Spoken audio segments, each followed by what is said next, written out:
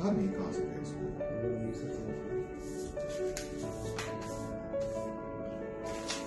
किस तरह से इनको ये tuberculosis burra bu endi bir hozir shu xolamiz to'g'risida gapiryapmiz.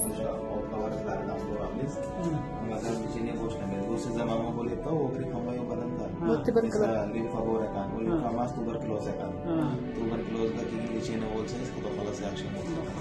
endi xola bitta kulib beringchi. Xursandmisiz? Uni lecheniya bilan davosi bor. hozir bir yo'tada lecheniya bo'ladi. Buni bunga qarab kelgan infeksiya varasiga ham bir ko'rsatamiz. Infeksiya varasiga nima desam qarab ko'ramiz. Birinchi tuberkulozga lecheniya boshlanadi. Undan keyin agar muobara boshqa narsa ham bo'lsa, lekin hozir o'sha o'xshaydi tuberkulozga. Bir infeksiya varasi ham ko'rib olsin. Lekin baribir davosi bor, lecheniya yo nima.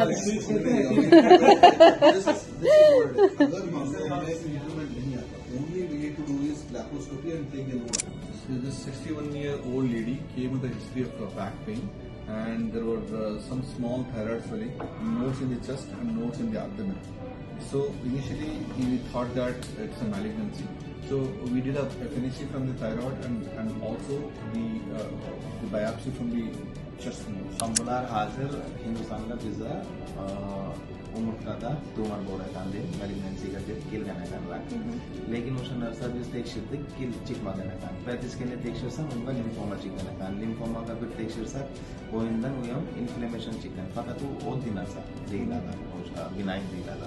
Undan keyin biz yana ichkariga kirdik, akkan ko'krak tomonda ham esophagasdan kirib bir qabat bir biopsiyada u ham bir tuberkulozga o'xshab narsa chiqishda uni lecheniya boshlaymiz. Agar shu bo'lsa, xudo xolasa yaxshi bo'lib ketadi. Inshaalloh, ilohim aytganlar. Bundan bo'lmasa bitta katta limf bor ekan, o'shanda uni ham bir biopsiyaga chiqaramiz. Agar muobara o'zgarish bo'lmasa. Xudo xolasa o'zgarish bo'ladi. Bo'lmasa nimadir ba'zan Yo, o'sha endi mana hozir shu lecheniya o'tkazilsa, xudo xolasa